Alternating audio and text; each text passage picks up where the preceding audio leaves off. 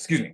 Now, so we're kind of expected to learn striking and grappling, essentially. And we also do MMA.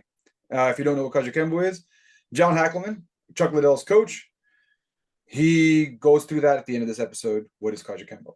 So at the time, back then, in the early 2000s, I was really wanting to get more into the jiu-jitsu side of things to be able to handle myself against a grappler in MMA. And at the time, jiu-jitsu was rising at that point. It was like it was hitting that peak. It was really a little after the 90s, so everybody knew what Brazilian Jiu-Jitsu was.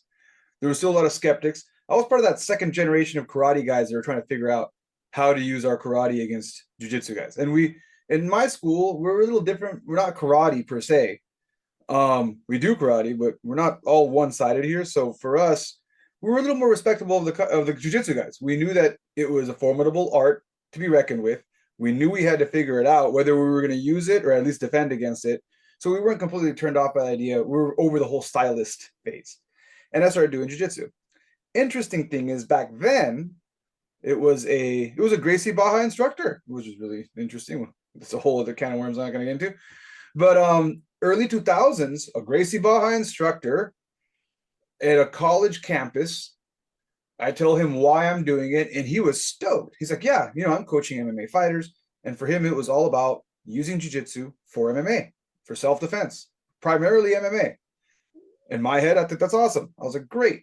This guy's going to teach me how to use jiu-jitsu, how to use my strikes against jiu-jitsu. He was totally open for this. He felt it was good for him. It was good for me. It was good for me to experience grappling. It was good for him to experience someone who's a little more of a striker to figure out how to use jiu-jitsu.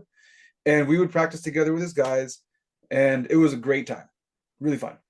And of course, they also did their jiu-jitsu stuff, gi, no gi, IBJJF, a bunch of stuff that I honestly at that point in time could give a shit about.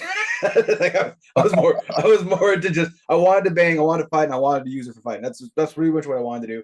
Wanted to use it in the cage, and I also knew in my rough neighborhood, sooner or later, some thug was going to know Brazilian Jiu-Jitsu, and I was going to have to deal with it. So there was like a two-sided thing to this.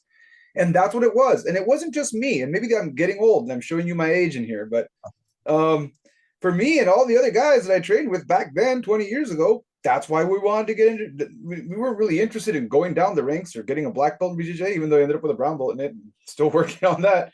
We were more interested on how do we defend against it?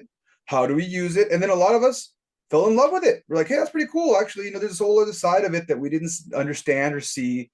And there is this like sport element, which is interesting. And that's how we got into it.